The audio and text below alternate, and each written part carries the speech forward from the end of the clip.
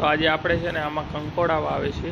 તો કંકોડા વાવવા માટે એની ગેઠ વાવવામાં આવે છે અને બીમાંથી પણ થતા છે એ આપણે ખબર નથી।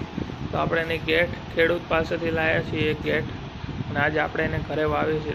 તો જો આ કંકોડાની ગેઠ છે અને હવે આપણે આને વાવી દઈએ છીએ।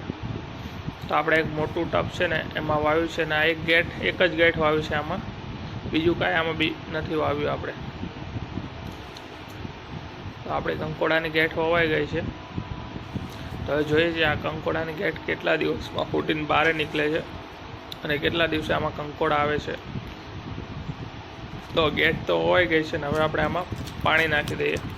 તો આનું આપણે દરરોજ વિડીયો બનાવશું કે જેથી કરીને તમને ખબર પડે કે તમે કંકોડા ઘરે કઈ રીતે વાવી શકો છો।